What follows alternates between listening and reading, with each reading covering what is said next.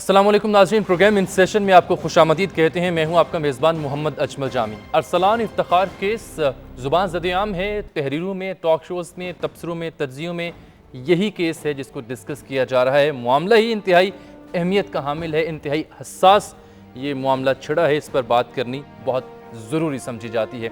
आपने देखा होगा पिछले चंद दिनों में इस अहम मामले पर बेपनाह तबसरे, तज्ज़िये हमें सुनने को, देखने को, पढ़ने को मिले, लेकिन इसमें कुछ बुनियादी सवालात उभरते हैं। इस सारी सूरत हाल का जायज़ा लेने के बाद ज़रूरत इस अमर की है कि उन चंद बुनियादी सवालात को एड्रेस किया जाए, उनके जवाब तलब किए जाएँ, उन पर तज्ज़िया तबसरा पेश किया जाए, ना कि एग्जैजरेशन और सेंसेशन से काम लिया जाए। और बहुत बड़ी बड़ी स्टोरियाँ छापी जा रही हैं। हमारे मुल्क के कुछ नामवर सीनियर सहाफ़ी हैं जिनके तवस्सु से ये सारा मामला, ये पसे पर्दा कहानियाँ मंजर आम पर आईं, जिन्होंने दावा किया कि वो मलिक रियाज साहब से मुलाकातें कर चुके हैं। उन मुलाकातों में मलिक रियाज साहब ने उन्हें वो तमाम तर जो दस्तावेजी सबूत थे वो दिखाए कि किस तरह से अरसलान इफ्तिखार साहब ने 2009, 2010 और 2011 में उनके खर्चे पर बैरून मुल्क न सिर्फ क़याम किया बल्कि महंगी ख़रीदारी भी की, आला तरीन होटल्स में भी उन्होंने क़याम किया।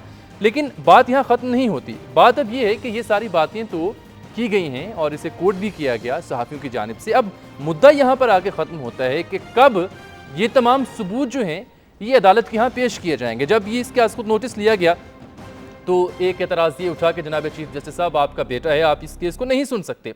और अटॉर्नी जनरल ने इसमें जो कोड ऑफ एथिक्स की शिक नंबर 4 है उसका भी हवाला पेश किया। फिर अगले दिन चीफ साहब ने कहा कि वो उनकी बात से, उनकी दलील से एग्री करते हैं और वो हट जाते हैं इस बेंच से, और उन्होंने कहा कि वो इस केस की समाअत नहीं करेंगे। और आज की एक ताज़ा खबर ये भी है कि जो मलिक रियाज साहब हैं उन्होंने अपने तमाम केसेस में जो उनके वकला हैं उनको ये हिदायत जारी कर रखी हैं कि अब हर वो केस जिसका ताल्लुक चीफ जस्टिस साहब से है, जिसको वो सुन रहे हैं, उसमें ये इस्तदा की जाए कि जनाब आप हमारा कोई भी केस नहीं सुन सकते। इस बारे में भी हम बात करेंगे तफसील से। और ख़ास तौर पर जो मैं बात करूँ बार बार के कुछ बुनियादी सवाल जन्म लेते हैं। स्टोरी आपने पढ़ ली, तज्ज़िये भी पढ़ लिए, कौन किससे मिला, कहाँ मिला, कितने पैसे दिए गए, कितने पैसे लिए गए, मकासद क्या हो सकते हैं, सब कुछ सबके सामने है, इस पर बात हो रही है। लेकिन जो कुछ बुनियादी सवालात हैं ज़रा वो आपको दिखाते भी हैं और आपके सामने पेश करते भी हैं, जो हमने समझे।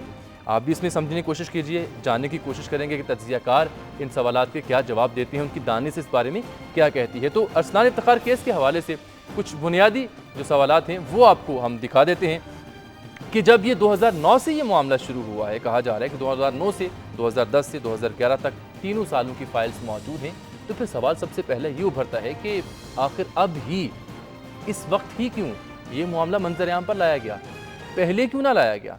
यानी कि 3 साल गुजर गए और अब भी इस मामले को हवा क्यों दी गई? और फिर ये अहम सवाल कि अब ये जुर्म जिसकी बात की जा रही है ये साबित कैसे होगा? और फिर अगला मामला ये कि कुछ आला शख्सियात पर इस केस के कितने गहरे असरात मुरतब होंगे। क्या चीफ जस्टिस साहब को मलिक रियाज के बाकी तमाम केसेस से भी अलहदा होना चाहिए, जैसा कि उन्होंने अपने वकला को हिदायत कर दी कि ये इस्तदा की जाए? और फिर ये कि इस अहम केस का, इस मुद्दे का अंजाम क्या होगा? और फिर एक आम सवाल जो जहन में उभरता है कि जनाब ये सब हो रहा है, इससे किसे बिलवास्ता बिलावास्ता फ़ायदा और किसे फिर नुकसान होगा? और फिर एक और अहम बात जिसे इग्नोर करना मैं समझता हूँ बहैसियत एक सहाफ़ी बहुत गलत होगा कि क्या इस केस से बाकी तमाम जो अहम केसेस हैं जो हम इससे पहले देख रहे थे, बहुत बड़े बड़े केसेस थे, वो क्या पसे पर्दा चले जाएंगे? अगर आप 3 से 4 दिनों का जायज़ा लें, पिछले 3 से 4 दिनों का जब से ये केस मंजर आम पर आया है, तो जो मेरा आखिरी सवाल जो मैंने उठाया है कि क्या इस केस के मंजर आम आने से जो तमाम अहम नोयत के केसेस थे, अहम नोयत की बातें थीं, पॉलिटिकल डेवलपमेंट्स थीं, क्या वो सब की सब पसे पर्दा चली जाएंगी? तो पिछले 4 से 5 दिनों का जायज़ा लें तो बज़ाहिर यही महसूस होता है साहब कि वाकई अभी तक तो ऐसा हो चुका कि इस केस की वजह से बाकी तमाम अहम नोयत के जो मामला थे वो पसे पर्दा जा चुके हैं। आगे आगे देखते हैं होता है कि 11 जून को अगली समाअत है और फिर अब ये कहा जा रहा है कि मलिक साहब जो हैं वो खुद कुछ दिनों बाद पेश होंगे और तमाम तर सबूत लेके वो हाजिर होंगे, अदालतों में पेश करेंगे। मेहमानों का तारुफ और इस अहम मामले पर तबसरा और तज्ज़िया करने के लिए आज हमारे साथ मौजूद हैं पाकिस्तान के इंतहाई सीनियर सहाफ़ी जनाब नज़ीर नाजी साहब।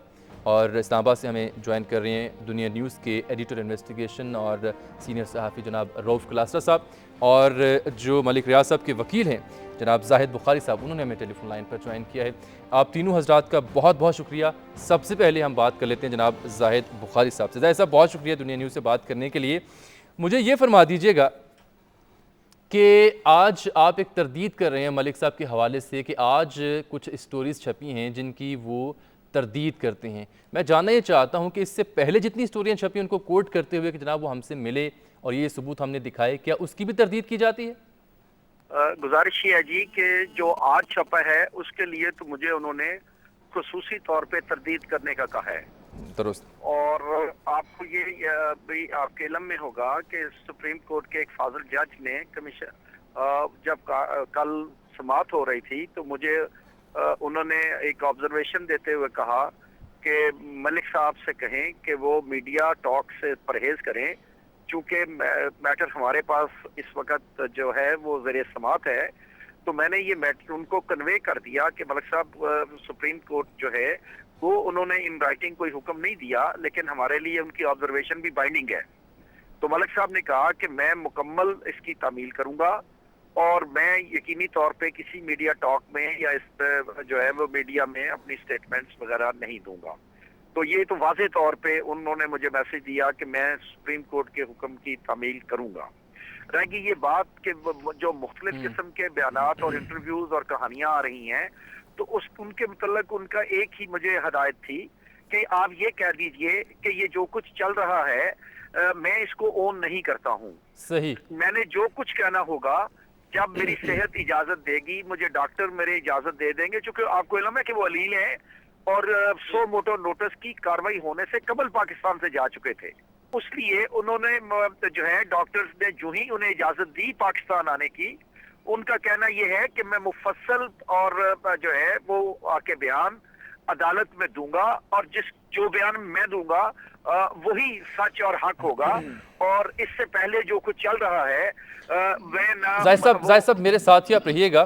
آپ نے ذرا وضاحت کی کہ آج کی کچھ اسٹوریز کی انہوں نے تردید کی ہے کہ وہ ملک صاحب جو آپ کے جن کے آپ کلائنٹ ہیں وہ کہتے ہیں کہ اس کی وہ تردید کرتے ہیں، اون نہیں کرتے۔ روف کلاسرا صاحب آپ نے گفتگو دیکھی سنی جناب زاہد بخاری صاحب سے، میں آپ سے پوچھنا یہ چاہ رہا ہوں کہ پچھلے کچھ دنوں سے اسٹوریاں چھپ رہی تھیں، باتیں کی جا رہی تھیں، ثبوتوں کی بھی، ٹاک شوز بھی ہو رہے تھے، لیکن پھر آج ایک اہم سٹوری چھپی روزنامہ جنگ میں، سپر لیڈ تھی، اس کی غالباً یہ تردید کی جا رہی ہے۔ تو اب آج ہی آ کے یہ تردید کرنا کیوں ضروری سمجھی گئی؟ آپ کی دانش کیا کہتی ہے اس اہم ڈیولپمنٹ پر؟ جی جامی صاحب، زاہد بخاری صاحب ٹھیک کہہ رہے ہیں۔ کل میں بھی سپریم کورٹ آف پاکستان میں موجود تھا اور جسٹس عارف حسین خلجی صاحب نے ان کو ہدایت کی تھی کہ آپ اپنے کلائنٹ کو کہیں کہ جب تک کیس آپ کیونکہ فارملی طور پر اس کی پروسیڈنگ شروع ہوگی تو وہ کوئی نہ انٹرویوز دیں اور نہ کوئی میڈیا پہ آ کر بات کریں۔ اور زاہد بخاری صاحب نے بڑے اچھے اور انتہائی پولائٹ، ایک مشکل کیس ہے میں کہوں گا زاہد بخاری صاحب کے لیے جس میں یہ آ کے پیش ہو رہے ہیں، بڑے اچھے طریقے سے کنڈکٹ کیا اور بہترین طریقے سے اس سے پہلے بھی روف صاحب اس سے پہلے ہی بڑے اہم کیسز نمٹا چکے ہیں، ریمنڈ ڈیوس ہو یا حسین حقانی صاحب کا کیس ہو۔ اگر مجھے یہ کہنے میں حرج نہیں ہے، میرا خیال ہے یہ واحد پاکستان کے وکیل ہوں گے جو ایک جگہ ان پاپولر کیسز لیے، اس کے لیے بڑا دل گرد اور بڑی ہمت اور پروفیشنل ایک اسٹرینتھ کی ریکوائرمنٹ ہوتی ہے اور جو ان میں ہے میرا خیال ہے۔ تو کل انہوں نے بڑے اچھے طریقے سے وہاں پہ میرا خیال مشکل کیس ہے، کوئی آسان کیس نہیں ہے کہ چیف جسٹس آف پاکستان کے بیٹے پہ اتنا بڑا سکیم ہے اور آپ ان کے جو اگینسٹ پارٹی اب آپ نے پروسیکیوٹ کرنا ہے یا آپ نے ان پہ یہ جا کے جو ایلیگیشن ہے جو بھی ان کو سامنے لانا ہے۔ سو بخاری صاحب ایک وہاں پہ کمٹمنٹ دے کے آئے تھے ملک ریاض صاحب کے بہاف پہ، اور ڈیفینیٹلی میرا خیال ہے جب آج بخاری صاحب نے وہ انٹرویو پڑھا ہوگا انصار عباسی صاحب جو ہمارے کولیگ ہیں ان کا، تو ان کے لیے بھی کسی نہ کسی حد تک کوئی امبیرسمنٹ ہوگی، کیونکہ یہ تو کل یہ عدالت کو بتا کے آئے تھے کہ اس طرح کی بات نہیں ہوگی، اور انہوں نے میرا خیال ہے رابطہ بھی کیا ہوگا ملک ریاض صاحب کو، بتا بھی چکے ہوں گے، اس کے باوجود بھی اس طرح کا انٹرویو آنا تو یہ کورٹ کی شاید ایک آپ کہہ سکتے ہیں کمٹمنٹ جو تھی اس کی شاید بریچ ہونے کا خطرہ تھا، اور اس لیے بخاری صاحب نے آج اس کو یہ کلیریفائی کرنا یا اس کی ڈینائل کرنا مناسب سمجھا، جو بیک گراؤنڈ مجھے سمجھ آ رہا ہے۔ اب اس میں ایک بڑی امپورٹنٹ چیز جامی صاحب اور ہے جو آپ نے سوال پوچھا بھی ہے اور کسی حد تک بخاری صاحب نے ٹچ بھی کیا ہے۔ آپ جو ہم بات کرنے جا رہے ہیں روف صاحب، میں آپ کو یہاں کاٹوں گا، اور پھر مجھے ناجی صاحب کے پاس بھی جانا ہوگا مجھے، کیونکہ یہاں پر ایک بریک لینی ہے. جس اسٹوری کا ذکر کیا جا رہا آپ صاحب نے آج پڑھی ہوگی، اس میں یہ ہے کرکس کے چیف جسٹس کے خلاف کوئی ثبوت نہیں، وہ کرپشن کے خلاف بڑی امید ہیں. ملک ریاض کے ریفرنس سے یہ انصار عباسی صاحب سینئر صحافی ہیں، ان کی اسٹوری روزنامہ جنگ پہ چھپی تھی، اور یہ وہ بات ہے جس کی انہوں نے تردید کی ہے، کہا ہے کہ اس کو وہ اون نہیں کرتے. لیکن ملک صاحب کے عارضے کے حوالے سے بھی ہم بات کریں گے زاہد بخاری صاحب سے کہ ملک صاحب کو کیا عرصہ ہے اور کہاں پر مقیم ہیں، کب واپس آئیں گے، ثبوت کیسے لائے جائیں گے. لیکن ایک بریک کے بعد ناظرین میرے ساتھ رہیے.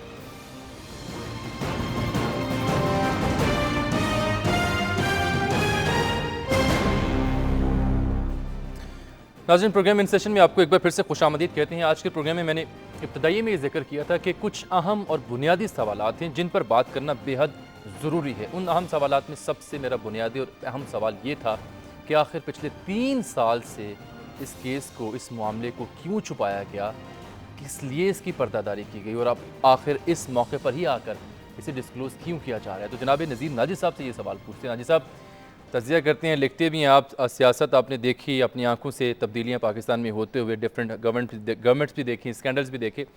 اس بات کی سمجھ نہیں مجھے آ رہی کہ جب یہ 2009 سے یہ معاملہ شروع ہوا ہے تو پھر اب ہی کیوں سے ڈسکلوز کیا جا رہا ہے؟ 3 سال کاہے کی پردہ داری تھی؟ دیکھیں جی، کچھ تو بنیادی مسائل ہوتے ہیں، بیسک ایشوز ہوتے ہیں، اور کچھ ان کی جزیات یا ان کے شاخسانے ہوتے ہیں. یہ جس 3 سال کا آپ ذکر کر رہے ہیں، یا یہ جو مقدمہ ہے، یہ ملک ریاض حسین کا جھگڑا ہے، اور آج کل کے جتنے بھی یہ خبریں چھپ رہی ہیں، یہ ایک بنیادی جو تنازع ہے یہ اس کے شاخسانے ہیں. وہ کیا بنیادی تنازع ہے ناجی صاحب؟ بنیادی تنازع کے شاخسانے ہیں، یہ خود کوئی بنیادی چیز نہیں ہے. وہ اس طرح سے کہ پاکستان میں جب عدلیہ کا تنازع شروع ہوا مشرف کے ساتھ، اس وقت اسٹیٹ کے جو ڈفرینٹ آرگنز ہیں یا ستون کہہ لیں یا ادارے کہہ لیں، ان میں باہمی ہم آہنگی ختم ہو رہی تھی، اور آخر میں وہ تصادم کی نوبت آ گئی ان کی. صحیح. یہاں سے بات شروع ہوتی ہے. اب اس کے بعد جو کچھ ہو رہا ہے، تحریکیں چلیں، فلاں وہ چلا، یہ ہوا، وہ ہوا، لانگ مارچ ہوئے، بحالی ہوئی، غیر بحالی ہوئی، جج نکالے گئے، جج ملائے گئے، یہ ساری چیزیں اس کے شاخسانے ہیں، خود یہ کچھ نہیں ہے. بنیادی تنازع آج بھی حل نہیں ہوا. میں وہی آپ سے جاننا چاہ رہا تھا نا کہ وہ بنیادی تنازع ہے کیا؟ دیکھنے والوں کو تو پتہ چلے نا کہ آپ کی دانش کیا. وہ بنیادی تنازع اداروں کی اقتدار کے اختیارات کے معاملے میں باہمی کشمکش ہے. ایک ادارہ دوسرے کے اختیارات کی طرف تجاوزات کر رہا ہے، دوسرا ادارہ تیسرے کے اختیارات کی طرف تجاوز کر رہا ہے. تینوں کا جو باہمی طور پہ اعتماد ہوتا ہے وہ ختم ہو چکا ہے، بھروسہ ہوتا ہے جو ختم ہوتا ہے. ایک ہی ریاست کو چلانے والے 3 ادارے جب ایک دوسرے پہ اعتبار نہ کرتے ہو تو یہی صورتحال پیدا ہوتی ہے جو ہمارے ہاں ہو چکی ہے. صحیح. اگر آپ مزید مثالیں چاہتے ہیں تو آپ کو پتہ ہوگا کہ میمو گیٹ کس کے درمیان تھا. میمو گیٹ بھی ایک تنازع تھا 2 اداروں کے درمیان. بالکل.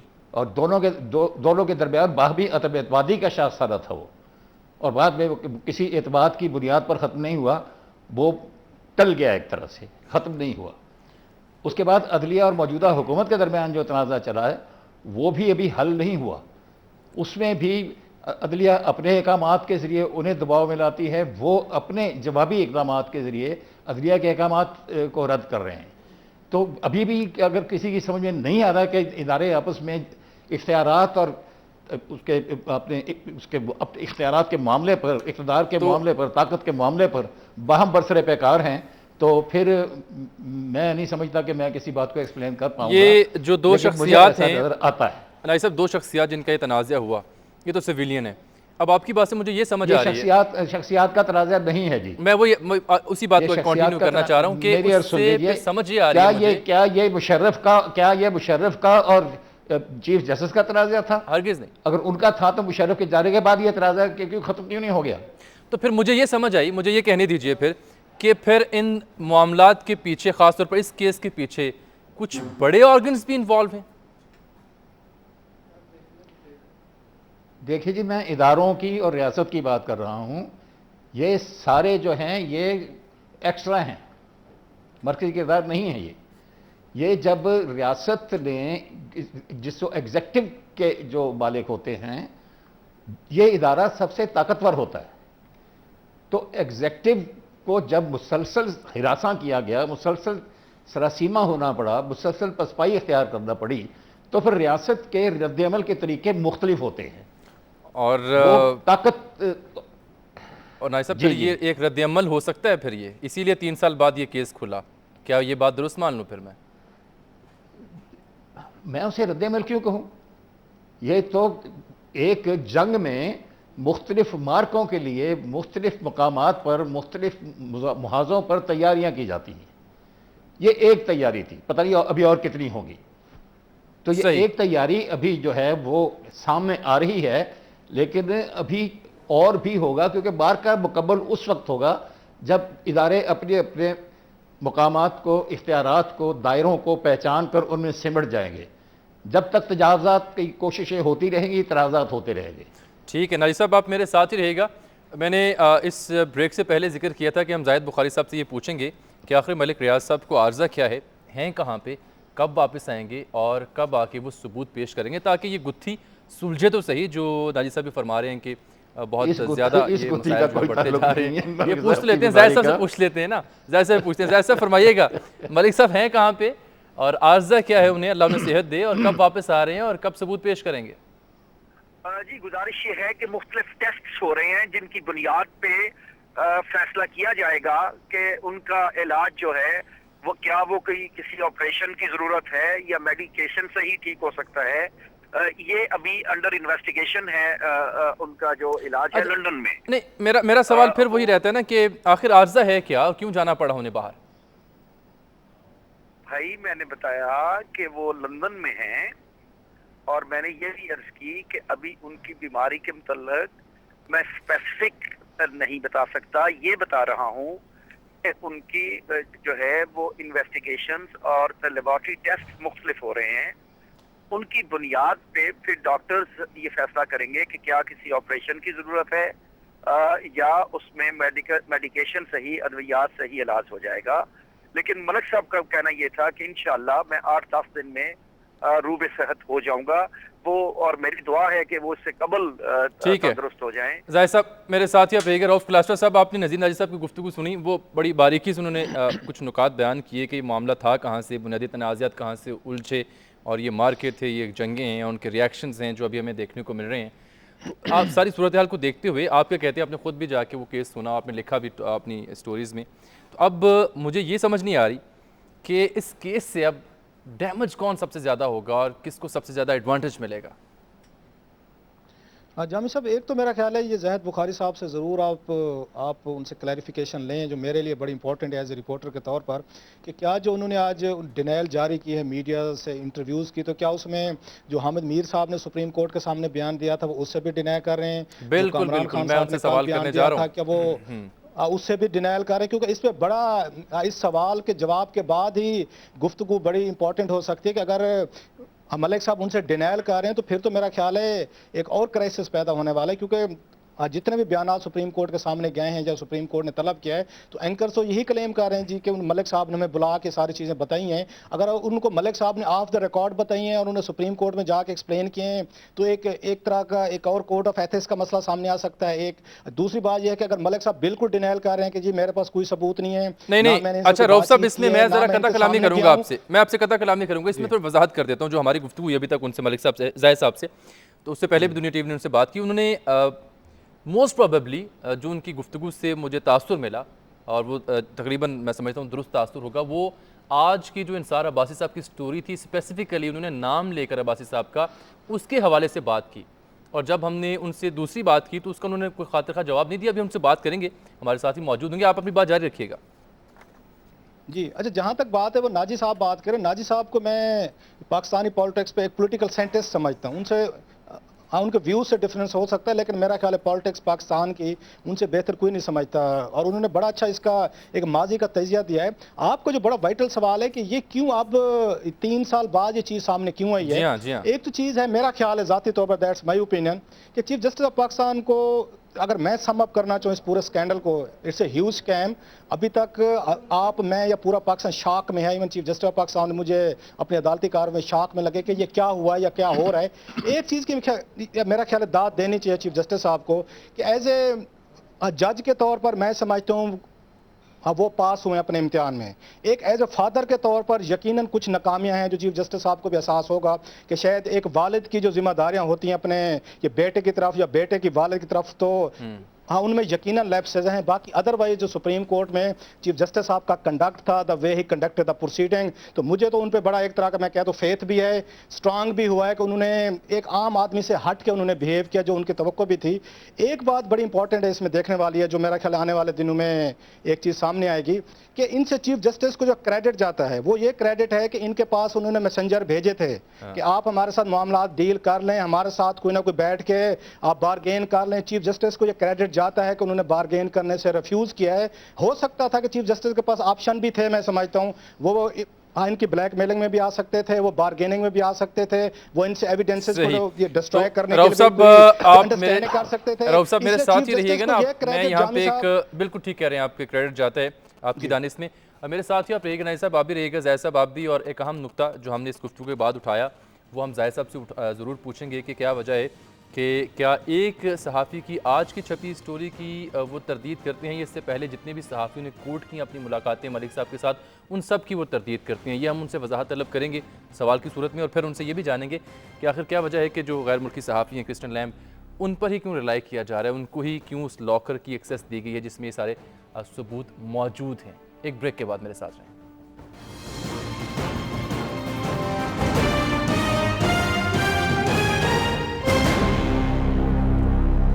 नाज़रीन, सीनियर सहाफ़ी पाकिस्तान के अपनी रिपोर्ट्स में, अपनी तहरीरों में ये लिखते हैं कि एक लॉकर है जिसमें वो तमाम दस्तावेज़ात तहरीरी तौर पर मौजूद हैं, वीडियो के सबूत भी मौजूद हैं, और उस लॉकर की जो एक्सेस है वो मलिक रियाज साहब, उनके साहबजादे या फिर एक नामवर सहाफ़ी हैं गैर मुल्की क्रिस्टियन लैम्ब, उन तक है। और ये शुनीद है कि उनके पाकिस्तान आने से पहले ये जो गैर मुल्की सहाफ़ी हैं इनको एक्सेस दी जाएगी। ये कोई खातिर ख़ास स्टोरी जो है वो छापेंगी बैनुल अक़वामी अखबारों में, और जब तक मलिक साहब पाकिस्तान पहुँचेंगे तब तक इसकी शुनीद और इसकी बाज़गिश जो है वो बहुत ज़्यादा फैल चुकी होगी। तो ज़ाहिद बुखारी साहब हमारे साथ मौजूद हैं, उनसे बात कर ले। ज़ाहिद साहब, किस हद तक ये बात दुरुस्त है कि सिर्फ 3 लोगों को उस लॉकर की एक्सेस है, और क्रिस्टियन लैम्ब को ही क्यों ये एक्सेस दी गई है? जी मुझे इसका कोई इल्म नहीं है। पहले भी एक मीडिया फ्रेंड ने मुझे पूछा था तो मैंने उन्हें कहा था कि मुझे कतई तौर पे इसका चले मुझे ये भी साथ में बता दें, अब इसके बाद मैं आपसे सवाल पूछूंगा इससे जुड़ा, लेकिन एक अहम सवाल ये भी है कि क्या ये बात दुरुस्त है कि आज मलिक साहब की जानिब से अपने उन तमाम वकला को एक हिदायत जारी की गई है जो उनके केसेस की पैरवी कर रहे हैं कि जिस केस को भी चीफ जस्टिस साहब उनसे मुतालिका केस को सुन रहे हैं, जो कि बेशुमार दर्जनों के हिसाब से हैं, उनमें ये इस्तदा की जाए कि चीफ साहब आप काइंडली हमारा केस जो है वो ना सुने क्योंकि आप ऑलरेडी आपके बेटे की वजह से ये केस चल रहा है। ये बात किस हद तक दुरुस्त है?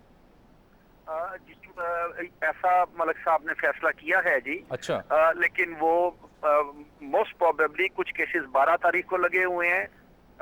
ये मैं जो जिस केस को मैं रिप्रेजेंट सो मोटो को कर रहा हूँ उसकी बात नहीं, सो वो तो 11 को लगा है ना जी। कुछ केसेस 12 को लगे हैं और कुछ और तारीखों पे लगे हैं। तो यही है, इंस्ट्रक्शंस उनकी यही हैं, और वो जब चीफ जस्टिस साहब के बेंच में केसेस लगेंगे तो वो इस्तदा करेंगे कि जी वो केसेस आप ना सुने।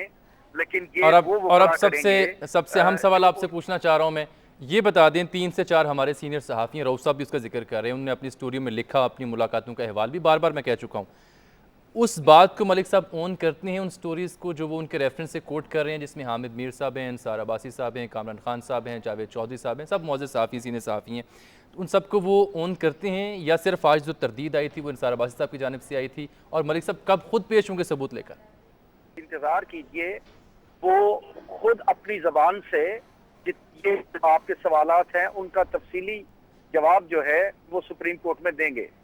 बहुत शुक्रिया आपका ज़ाहिद बुखारी साहब, उन्होंने अपना इंतहाई जामे और मुफस्सल और मुख्तसर जवाब जो है वो दिया हमारे एक इंतहाई अहम सवाल के जवाब में। रऊफ क्लासा साहब, आपने जवाब सुना ज़ाहिद साहब का, क्या कहते हैं अब आप? वो कहते हैं कि इंतज़ार कीजिए। ये मेरी अभी तक ये कन्फ्यूजन बाकी है कि मुझे नहीं समझ आ रही कि ये किस तरह का खेल खेला जा रहा है। میں تو کہوں گا کہ یہ پہلا پاکستان کی ہسٹری کا سکینڈل ہے, اور میرا کہا ناجی صاحب مجھے بیل آؤٹ کریں گے, اس پہ بیک کریں گے, کہ جو بغیر کسی ٹیلی ویژن پہ پراپرلی چلائے, بغیر کسی یہ نیوز پیپر میں یہ چھپے بغیر وہ اتنا بڑا سکینڈل بن گیا ہے, اور ابھی تک نہ اس کے کسی کے پاس ثبوت ہیں, نہ کسی کے پاس کوئی ایویڈنسز ہیں. کورٹ کی آپ کہہ سکتے پروسیڈنگ ہو چکی ہیں, 2-3 اس کی ہیئرنگ ہو چکی ہیں. تھا جب میں درمیان میں بار بار مداخلت کر رہا تھا, میں اسی پوائنٹ کی طرف ناجی صاحب کو توجہ مبذول کرانے والا تھا. جی ناجی صاحب پلیز. تو یہ میں بار بار آپ سے استدعا کر رہا تھا کہ مجھے سن لیں. در حقیقت وہ یہی پوائنٹ تھا جو اب رؤف صاحب نے اٹھایا ہے. وہ یہ ہے کہ پہلے دیکھیے تو صحیح کہ یہ جو مادر مقدمات اس وقت سب کو لے کر بیٹھی ہوئی ہے, اس کی بنیاد کیا ہے؟ یہ کہیں ایگزسٹ ہی نہیں کرتا کیس. مختلف لوگوں کے بیانات ہیں فردن ان پر سوو موٹو دیا گیا, اور اس سوو موٹو پر جتنے بھی لوگ تھے, جتنے لوگوں کے بیانات کی بنیاد پر یہ سوو موٹو لیا گیا, وہ سارے مکر گئے, کسی کے پاس ایویڈنس نہیں ہے. تو یہ کس بنیاد پہ چل رہا ہے مقدمہ؟ یہ کہاں پر ہے؟ یہ ہوا میں ہے, خلا میں ہے؟ کیا سپریم کورٹ آف پاکستان میں ایسی بنیادوں پر کوئی مقدمہ زیر سماعت آ سکتا ہے؟ پہلے تو یہی سوال کرنے والا ہے. اس کے بعد پھر یہ ہے کہ ملک صاحب نے اگر چلیے کہا تھا, ملک صاحب نے کسی کو ایویڈنس کیوں نہیں دی؟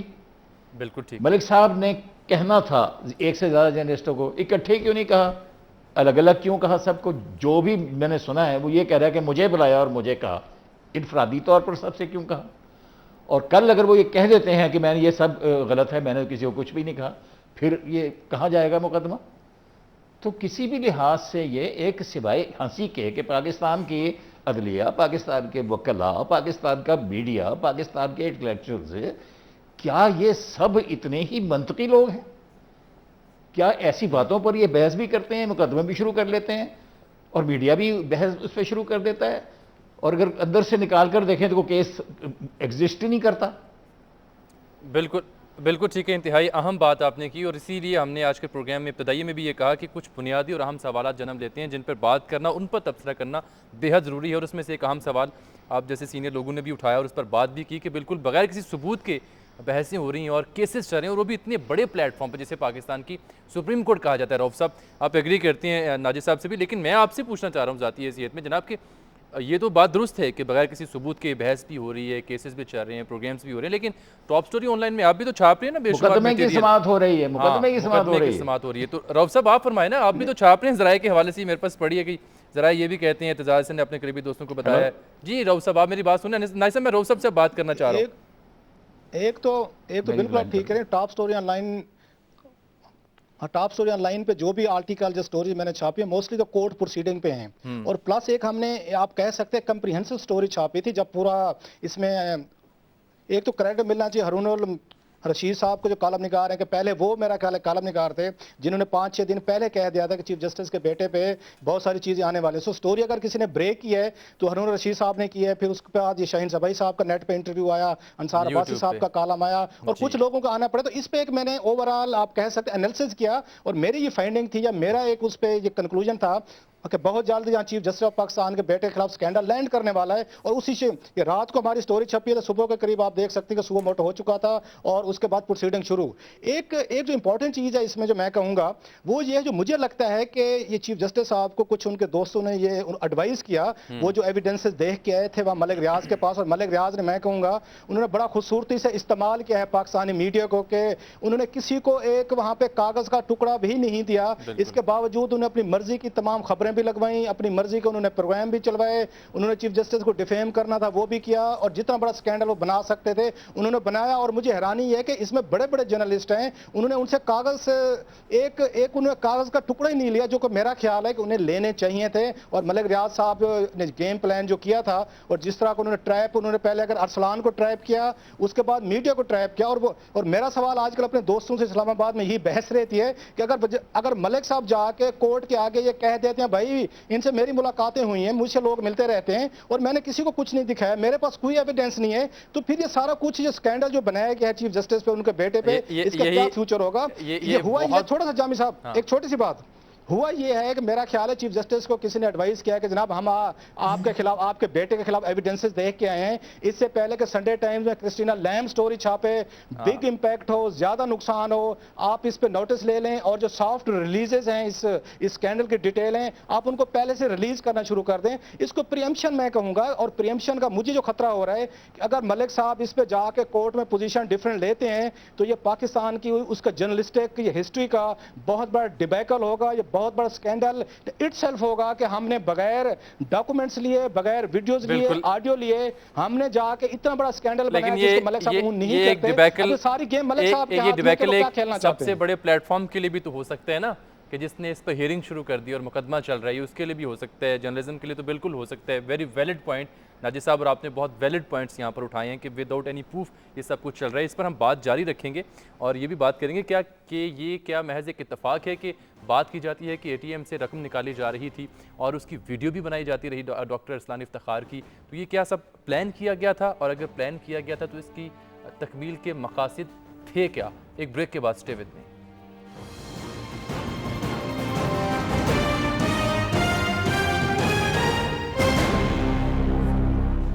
नाज़रीन, प्रोग्राम इन सेशन में एक बार फिर से आपको खुशामदीद कहते हैं। अरसलान इफ्तिखार केस की डिटेल्स की बजाय इस केस से जुड़े बुनियादी सवालात हमारा आज का मौजू, जिस पर हम बात कर रहे हैं सीनियर सहाफ़ी जनाब तज्ज़ियाकार जनाब नज़ीर नाजी साहब और जनाब रऊफ़ कलास्ट्रा साहब से। नाजी साहब, मैं आपकी तारीफ पाऊँगा, एक दफ़ा फिर से मुख्तसर सवाल पूछता हूँ और आपसे एक मुदल्लिल जवाब की उम्मीद चाहते हैं जो कि हस्बे हाल आप देते भी हैं।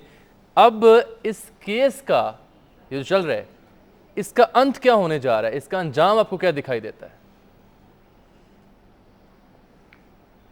इसका जो अंत है वो तो हर केस की तरह जो पाकिस्तान के इम्पोर्टेंट केसेस होते हैं वही होगा। जैसे प्याज को खोलना, प्याज के अंदर से कुछ नहीं निकला करता है, ये भी एक प्याज है, इसके अंदर से कुछ नहीं निकलेगा। मैं रऊफ़ साहब के लिए एक चंद सवाल ज़रूर छोड़ना चाहता हूँ जाने से पहले। बिस्मिल्लाह, रऊफ़ साहब सुनिएगा। कि ये गौर फरमाएं, ये अभी कुछ जर्नलिज्म पर कोर्स भी करके आए हैं इंग्लैंड से, जी हाँ, बाहर से, कि क्या ये इंग्लैंड में मुमकिन था कि वहाँ का कोई चैनल या अखबार रवीज़ एक शख्स की गुफ्तगू सुनकर वो ख़बर छापे और अगले दिन सुप्रीम कोर्ट में जाके कह दे कि मेरे पास उसका कोई सोर्स नहीं है, तो क्या वहाँ स्टैंड कर सकता है उसका इदारा और वो ख़ुद, और वहाँ उसका अंजाम क्या होगा? क्रिस्टीना लैम के पास डॉक्यूमेंट्स हैं सारे, हो सकता है अपनी टाइमिंग उन्होंने ना की हो, लेकिन ये फाइनेंशियल टाइम्स अगर छापता तो पहले वो डॉक्यूमेंट्स अपने पास रखता, उनका लास्ट सेक्शन उसको देखता, एग्जामिन करता और उसके बाद वो कहते हैं कि हम इस स्टोरी पर स्टैंड कर सकते हैं, लेकिन उन्होंने नहीं छापी। उसके बाद क्या कोई भी रेगुलर चैनल शाहीन साहब का इंटरव्यू रेशर कर सकता था? वो उसके लिए वहाँ पर गए जहाँ छोटे छोटे शहर के चैनल हैं, आप जाके वहाँ भी कर लेना, तो इंटरव्यू हो जाते हैं, लेकिन यूट्यूब पर जाना पड़ा। क्या शाहीन साहब इतने ही मामूली जर्नलिस्ट हैं कि उन्हें यूट्यूब पे जाना पड़ा, जो ना कोई रेगुलर चैनल है, वो सोशल मीडिया का एक गैर जिम्मेदार किस्म का ग्रुप है जो चलाते रहते हैं, लेकिन उनको किसी ने रिलायबल समझकर कभी कोट नहीं किया और किसी ने रिलायबल समझकर उन्हें दोबारा नशर नहीं किया। यूट्यूब की गैर जिम्मेदाराना नशरियात को, जिसका कोई वाली वारस नहीं है, यहाँ के रेगुलर चैनल्स ने लेकर उसको उठाकर उस पर बात की, प्रोग्राम किए। जी हाँ, तो नाजी साहब मुझे साथ में ये भी आप बताएं। तो ये सारे तमाशे वहाँ हो सकते हैं, बिल्कुल। और यहाँ पर जिस तरह हुआ गया है, जाके बरमला माना एंकर्स ने कि हमारे पास कोई एविडेंस नहीं है जी, तो फिर आपने भाई कहा क्यों अपने चैनल पे? क्या पब्लिक को गुमराह करना इस पेशे में, इस पेशे के जो उसूल हैं उनके तहत, कवानीन के तहत जायज़ है? और क्या ये बड़ा मुकद्दस पेशा कहा जाता है जी? क्या पब्लिक का कोई आदमी पाकिस्तानी कवानीन के तहत जाकर ये पूछेगा नहीं कि आपने पब्लिक ट्रस्ट को किस तरह बिट्रे किया, क्यों किया? नाजी साहब, फिर मुझे एक बात कहने दीजिए, आपसे पूछना चाहूँगा मुख्तसर, तो फिर क्या ये तासुर इस गुफ्तगू के तनाजुर में दुरुस्त है कि मलिक रियाज साहब जो हैं वो इंतहाई सियाने हैं, महासियाने हैं कि उन्होंने एक बार से और एक कारी ज़रब से ना सिर्फ सहाफ़ियों को घुमा के रख दिया, बल्कि मुल्क की आला तरीन जो अदलिया है उसके प्लेटफॉर्म पर केस भी शुरू करवा दिया, पूरे पाकिस्तान में जुबान ज़दे आम हो गया ये केस। फिर ये बात मान ली जाए, मलिक साहब के पास एक पूरी स्ट्रेटेजिक टीम है, उनके पास लीगल एडवाइज़र हैं, وہ اپنا ہر جو قدم ہے اس کو سوچ سمجھ کے چنتے ہیں. آپ نے کیوں نہیں غور کیا 2 جرنلسٹوں نے کیوں نہیں بٹھائے ایک ساتھ تاکہ دوسرا وٹنس نہ بن جائے؟ آپ باریکیاں دیکھیں جو احتیاط رکھی گئی ہے اس میں کہ ملک صاحب پلہ نہ پکڑائیں, جو بھی کرائیں دوسروں کے کندھوں پہ بندوق رکھ کر چلائیں. اور ہمارے جو بڑے بڑے ہمارے اینکر جرنلسٹ, انہوں نے اپنا کندھا ایک ایسے آدمی سے استعمال کرایا جو بیچارہ ہم سب جانتے ہیں کتنی اہلیت کا مالک ہے. نائب صاحب بہت بہت شکریہ آپ کے تجزیے کے تبصرے کا, لیکن بات یہ ہے کہ انتہائی اہم سوالات آپ بھی چھوڑ گئے. ہم بھی انہی سوالات کا ذکر یہاں پر کرنا چاہ رہے تھے, بجائے اس کے کہ اس کیس کی جزیات میں گھسیں اور اس پر بحث کریں, آنے والے دنوں کا جائزہ لیں. ان بنیادی سوالات کو ایڈریس کرنے کی ہم کوشش کر رہے تھے. آپ کا بہت بہت شکریہ. میں جان سکتا ہوں کہ آپ زیادہ دیر بیٹھ نہیں سکتے. بہت شکریہ آپ کا نائب صاحب. رؤوف صاحب آئیے آپ جناب بات کر لیتے ہیں نائب صاحب کے ان سوالات کی جو انہوں نے اٹھائے, آپ کے لیے بھی اٹھائے, اور میں بھی آپ سے اٹھانا چاہ رہا ہوں, پوچھنا چاہ رہا ہوں کہ جناب کیا یہ اتنا آسان ہے کہ یہ سب کچھ کسی اور ملک میں ہو جاتا without any proof, without any document? اور اگر یہاں پر ہوا ہے تو پھر کیا ہمیں ماننا چاہیے کہ یہ ہمارے جرنلزم کی, ہمارے جرنلسٹ کی یہ کمزوری ہے, ویکنس ہے؟ جی بالکل, اس کا پہلا سوال کا جواب تو یہی ہے بگ نو, کہ جو میں نے بھی وہاں پہ اس کے برٹن کے میڈیا کو دیکھا بھی ہے, پڑھا بھی ہے وہاں پہ, یہ کبھی ممکن ہی نہیں تھا کہ یہ ڈاکومنٹس کے بغیر وہ اس طرح کی کوئی چیز کر سکتے تھا. باقی تو چھوڑیں, جب وہاں پہ ان کو چھوٹی سی بھی کوئی ان کو irregularities ان کو نظر آئی ہیں. اب نیوز آف دا ورلڈ کا دیکھیں کتنا ان کا اتنا پرانا اخبار, پاورفل نیوز پیپر, کیسے ان کو برٹن کی ان کی گورنمنٹ نے یا ان کے انسٹیٹیوشن نے ان کو تباہ کر کے رکھ دیا کہ آپ نے جرنلسٹک اپنی ایتھکس کو فالو نہیں کیا, اور باقاعدہ انویسٹیگیشن چل رہی ہیں. جی وہاں پہ لائیو ان کی انویسٹیگیشن ہو رہی ہے, پوری ان کا دنیا کا میڈیا دیکھ رہا ہے. میں یہ سمجھتا ہوں ہمارا میڈیا جو ہے اتنا سنسیشنلزم کا شکار ہو چکا ہے. میں مان لیتا ہوں کہ ایویڈنسز ہیں, اس میں ویڈیوز بھی ہیں, ڈاکومنٹس بھی ہیں, بہت ساری ٹیمپٹیشن ہمیں بھی دی جاتی ہیں جرنلسٹ کے طور پر, بلا کے انفارمیشن ہمارے اوپر پلانٹ بھی کی جاتی ہے, فیڈ بھی کی جاتی ہے, سورسز ہمیں یوز بھی کرتے ہیں, ہمیں پتہ ہوتا ہے. لیکن جب تک ہمارے پاس کوئی ڈاکومنٹ نہ آ جائے, ہم ان کو کاؤنٹر چیک نہ کر لیں, ہم ان پہ ریسپانسز نہ لیں, سٹوری کے ساتھ نہیں جاتے. اس لیے میرے لیے یہ پہلے دن سے یہ بنیادی سوال ہے کہ یہ کیسے ہو سکتا ہے کہ آپ نے وہ چیزیں دیکھی ہیں, آپ کو کوئی بندہ بتا رہا ہے, آپ کے سامنے ایویڈنسز پڑے ہوئے ہیں, آپ ان ایویڈنسز کی کوئی کاپی نہیں لے رہے اور اس کو آ کے اپنے چینل پہ یا اپنی خبر کا حصہ بنا رہے ہیں. اور اس کا ایک جو میں سمجھتا ہوں نقصان ہوا ہے, وہی والی بات جو آپ نے کہی ہے کہ ملک ریاض صاحب اتنے سمجھدار ہیں, اسٹریٹجسٹ ہیں, کہ انہوں نے جہاں پہ میڈیا کو استعمال کیا ہے اس کے ساتھ عدالت کو بھی استعمال کیا ہے. اور سب سے بڑا جو میں دیکھ رہا ہوں کہ ڈاکٹر ارسلان نے باقاعدہ کنفیشنل سٹیٹمنٹ دیا ہے جو انصار عباسی صاحب نے, ہمارے کولیگ نے چھاپا ہے, اس میں انہوں نے چیزیں مان لی ہیں کہ ہاں میں نے پیسے دیے ہیں, آپ پیسے لیے ہیں, میری ڈیلنگ رہی ہے. اگین آئی ووڈ سے, چونکہ پروگرام کے ہم آخری چنک میں داخل ہو چکے ہیں, بہت کم وقت رہ گیا, میں چاہتا ہوں زیادہ سوال آپ سے پوچھ کے زیادہ آپ کی جو جوابات ہیں وہ دے سکیں, ناظرین تک پہنچا سکیں.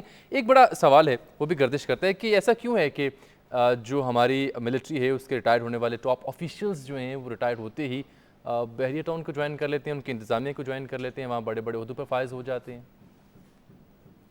ایک بڑی اچھی بات کی تھی کامران خان صاحب نے کل سپریم کورٹ آف پاکستان میں, اور میرا خیال اسی میں جواب یہ چھپا ہوا ہے آپ کے سوال کا. انہوں نے کہا جی ریاض ملک صاحب نے کہا تھا کہ پاکستان میں آپ کسی کو بھی خرید سکتے ہیں, ہر کوئی سیلیبل کماڈٹی ہے, آپ کے پاس پیسہ ہونا چاہیے, ہر بندے کی قیمت ہے. اور چیف جسٹس نے بھی یہی بات کی کہ وہ تو صحیح ثابت کرنا چاہتے ہیں کہ ہر بندے کی قیمت ہے, لیکن ان کا یہ کہنا تھا چیف جسٹس کا کہ میری کوئی قیمت نہیں ہے. تو مطلب ان کا یہ بھی تھا کہ اگر میرا بیٹا ٹیمپٹیشن کا شکار ہوا تو کم از کم میں ٹیمپٹیشن کا آ کے شکار نہیں ہوا. بات وہی ہے کہ کل سپریم کورٹ میں بتایا گیا کہ ریاض ملک صاحب کے پاس اتنے وسائل بھی ہیں, کون سی پولیٹیکل پارٹی ہے جس کا ہیڈ انہوں نے نہیں خریدا ہوا, کون سی حکومت ہے جو ان کی مرضی کے بغیر چلتی ہے, کون سی فوجی ایڈمنسٹریشن ہے جو ان کی یہ مرضی کے بغیر چلتی ہے. یہاں تک کہا جاتا ہے کہ امپورٹنٹ پوسٹنگ جو ہے پاکستان میں, گورنر لگانا ہو, نائب چیئرمین لگانا ہو, وزیر لگوانے ہوں, ایمن اعتزاز احسن کو وزیر اعظم کو وکیل بنوانا ہو, یہ سارے کے سارے کام ملک صاحب کرتے ہیں, صحافیوں سے لے کے رؤف کلاسر صاحب. بظاہر جو اب تک کی ڈیبیٹ سٹوریز ہم دیکھ رہے ہیں, بحث مباحثے, اس میں یہ بتایا جاتا ہے موٹیو ان کا یہ تھا کہ جو ان کے خلاف کیسز تھے اس میں سے ریلیف حاصل کرنا. اس موٹیو کے علاوہ, اس مقصد کے علاوہ اور کیا موٹیو ہو سکتے ہیں بیہائنڈ دس سین ریاض ملک صاحب کی جانب سے؟ ویری بریفلی, جو مجھے میرے سورسز نے بتایا کہ revenge, basically that's revenge, mafia type revenge لیا گیا ہے چیف جسٹس آف پاکستان سے, کیونکہ ریاض ملک صاحب یہ سمجھتے تھے جب ان کے بیٹے پہ دفعہ 302 لگائی تھی چیف جسٹس آف پاکستان نے, کار ریلی ہوئی تھی, وہ یہ سمجھتے تھے کہ ان کے ساتھ زیادتی کی گئی تھی, انہوں نے 2.5 کروڑ روپیہ سیٹلمنٹ اماؤنٹ بھی دے دی تھی, اس کے باوجود ان کا اکلوتا بیٹا ہے اس پہ انہوں نے آ کے یہ دفعہ 302 لگائی تھی. اس دن کے بعد جو میرے سورس نے بتایا, انہوں نے قسم کہی تھی کہ وہ چیف جسٹس کے بیٹے کو بھی یہ ٹیمپٹیشن کا شکار کریں گے, ان پہ اسکینڈل لیں گے. سو آپ اس کو کہہ سکتے ہیں کہ ایک کوئی بہت بڑی अंदाज है जिसमें हुकूमत हो या जिसमें फौज हो, उससे हट के ये जाती एक रिवेंज की कहानी मुझे लगती है। ये पीपल्स पार्टी की जानिब क्यों और पीपल्स पार्टी की टॉप लीडरशिप की जानिब क्यों इस केस से जुड़ी बातों को लेकर के उंगलियां उठाई जा रही हैं, एक इन बिटवीन द लाइन उनको रिलेट किया जा रहा है सबसे?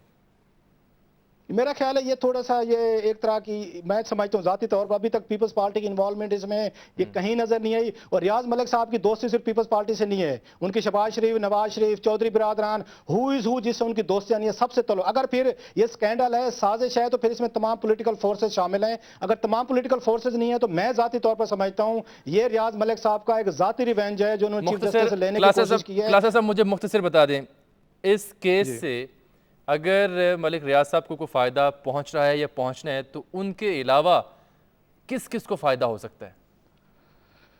मेरा ख्याल है अगर मुझसे पूछना कि इससे किस किस को नुकसान हो सकता है तो मेरा ख्याल है ये ज़्यादा बेहतर होगा। फ़ायदा तो हमें नज़र आ रहा है किस किस को हो सकता है। सबसे बड़ा नुकसान तो मैं समझता हूँ चीफ जस्टिस ऑफ पाकिस्तान को हुआ है कि उन्होंने कभी भी ये नहीं सोचा था कि वो करप्शन के खिलाफ इतनी जद्दोजहद करते करते ज़ाती स्टेक्स उनके थे कि उनसे इतनी बड़ी नेग्लिजेंस हो जाएगी कि उनका अपना बेटा ही उनके खिलाफ एक बहुत बड़ा एविडेंस बन के आएगा।